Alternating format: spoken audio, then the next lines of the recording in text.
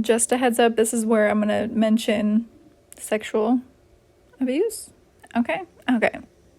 Just a heads up. So if you don't want to listen to that, just go ahead and like skip through this. I'm just giving you a warning. So I don't remember how old I was, but I think it was somewhere in between like first and second grade, because I actually got held back. And I think this is when the sexual abuse happened. So I actually went to a friend's house. I stayed the night at a friend's house. And I remember she was telling us how, oh, my dad's going to have a friend over and he looks like him. And she just like randomly said that. And then I'm just like, okay, that's weird. Like, cool. Okay, whatever. And that was like the end of it. And so we were upstairs. Her room was upstairs. All of her toys were upstairs. And so we just played upstairs, all willy-nilly, played with dolls, did whatever.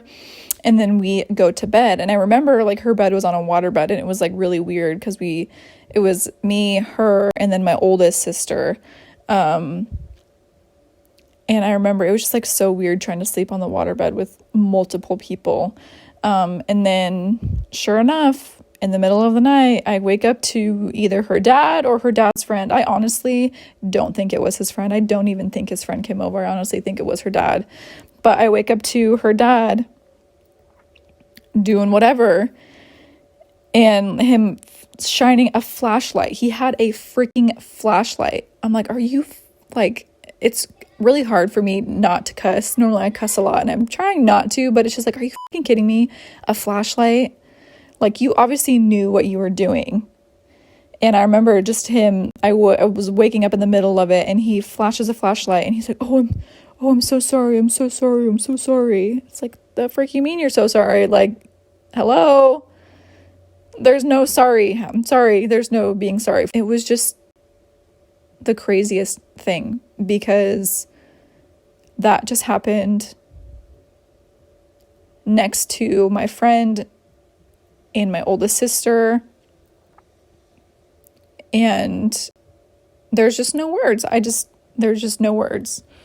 I obviously was left really confused. And that day, everything changed for me. Like, I feel like that was like the defining moment of when obviously my innocence was taken away, but there was something that broke me, and there was this shame and heaviness and darkness and bitterness and angry.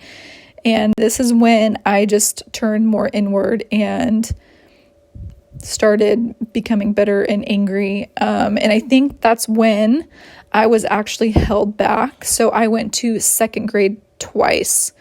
And I actually went to a different school. So I no longer went to the same school my sisters went to. I went to a completely different school that year.